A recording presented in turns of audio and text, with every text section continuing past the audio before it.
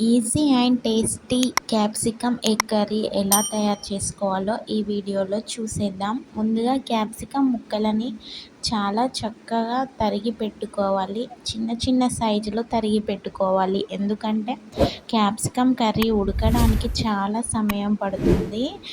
చక్కగా కట్ చేసుకున్న తర్వాత ఆయిల్ పోసేయండి.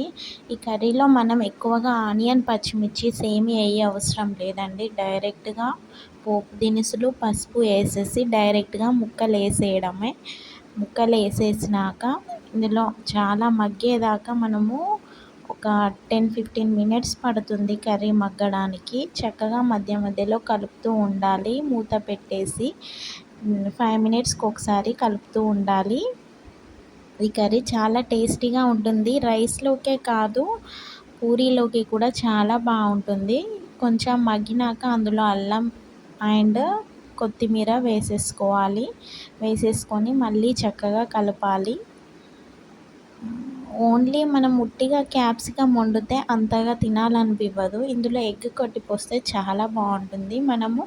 నేను 3 క్యాప్సికమ్స్ కట్ చేశాను. 3 క్యాప్సికమ్కి మనం 3 ఎగ్స్ కొట్టేయచ్చు. నా కాడ ఒక్కటే ఉండేసరికి నేను ఒకటే యూజ్ చేశాను.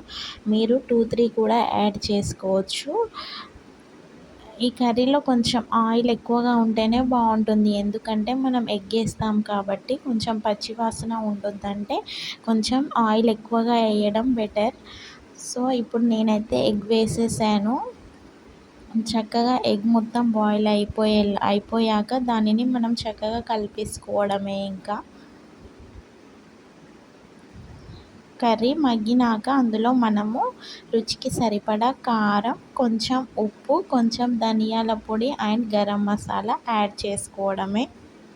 యాడ్ చేసేసుకున్నాక మళ్ళీ ఒకసారి కర్రీని చక్కగా కలిపేసి మూత పెట్టేసుకోవాలి. అంతేనండి. కారం మగ్గేసినాక మనము కొత్తిమీరతో గార్నిష్ చేసుకుంటే రెడీ. అంతే, చాలా సింపుల్గా రెడీ చేసుకోవచ్చు మనం capsicum curry. Thank you for watching.